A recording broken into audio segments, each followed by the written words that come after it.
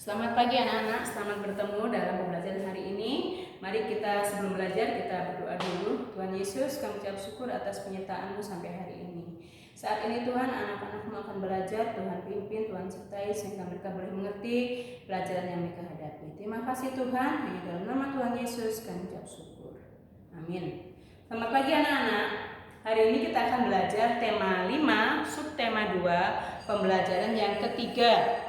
Kita akan belajar tentang subak ya, subak di Bali. Kemudian ada hubungan ekonomi, hubungan kondisi daerah dengan ekonomi dan peristiwa proklamasi kemerdekaan. Nah, anak-anak ibu mau tanya apa sih subak itu? Nah, subak adalah sebuah pengairan di Bali. Ya, di Bali ini orang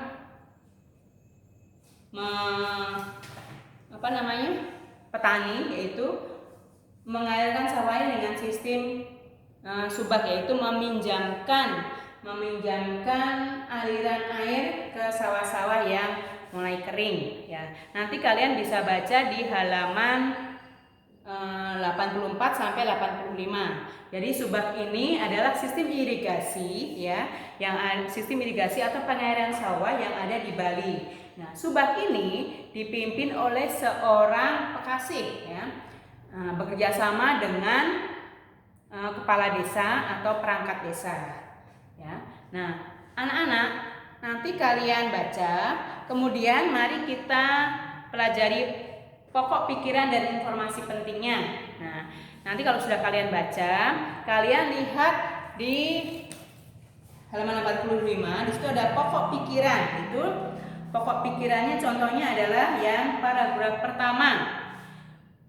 Bali memiliki keunikan dalam sistem irigasi, yaitu subak. Nah, kemudian informasi pentingnya, sistem ini dikenal dengan nilai budaya yang ada di dalamnya. Bali tidak hanya memiliki keindahan pantai, upacara adat, atau tarian tradisional. Kemudian pokok pikiran paragraf kedua.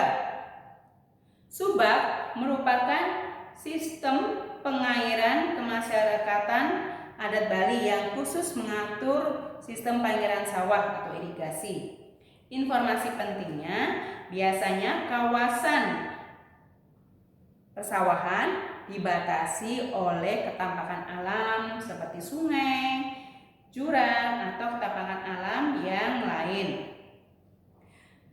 Satu kelompok subak biasanya memiliki satu sumber air yang mengalir ke sungai dan melewati atau berada dekat persawahan. Pokok pikiran yang paragraf ketiga.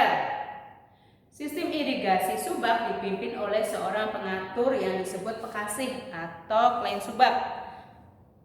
Informasi pentingnya, dalam menjalankan tugasnya, para pekasih bekerjasama dengan kepala desa atau perangkatnya. Kemudian paragraf kelima dan keempat nanti kalian cari sendiri pokok pikiran dan informasi pentingnya ya anak-anak ya. Nah, untuk itu mari kita buka lagi buku halaman 86. Nah, kita belajar hubungan kondisi ekonomi dalam suatu daerah.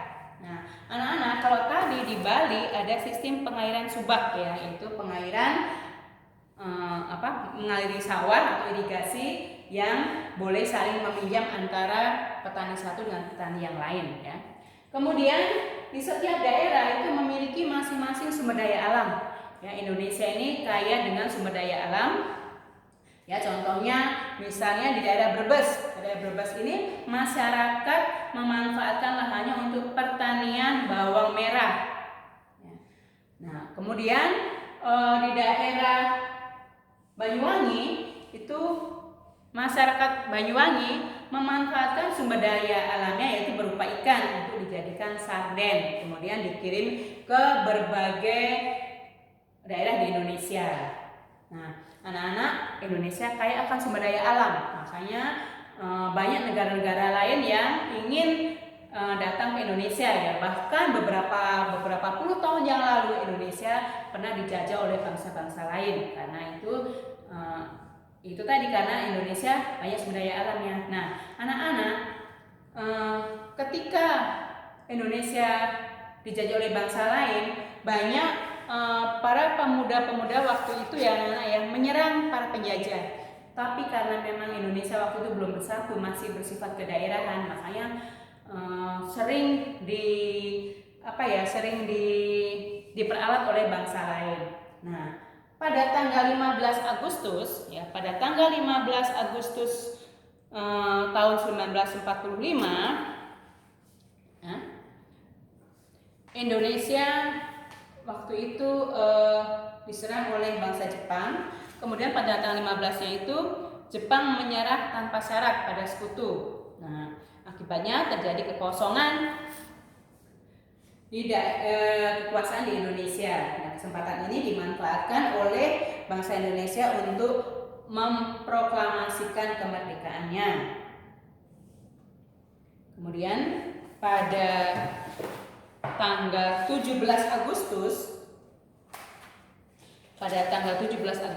jam 2 pagi ya, jam 2 pagi diadakan rapat di kediaman Laksamana Maida ya. Di situ ada IRS Soekarno dan DRS Muhammad Hatta yang menulis teks proklamasi, kemudian diketik oleh Sayuti Malik ya.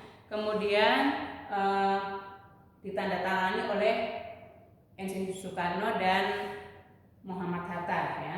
Pada tanggal 17 Agustus jam 10 siang teks proklamasi dibacakan di Jalan Pegangsaan Timur nomor 56 ya, daerah Pegangsaan ya. Sekarang mungkin jadikan Jalan Merdeka ya anak-anak.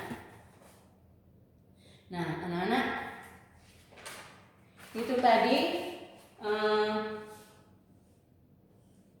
teks ya teks proklamasi yang dibacakan oleh Insinyur Soekarno dan Muhammad Hatta yang berbunyi, proklamasi kami bangsa Indonesia dengan ini menyatakan kemerdekaan Indonesia.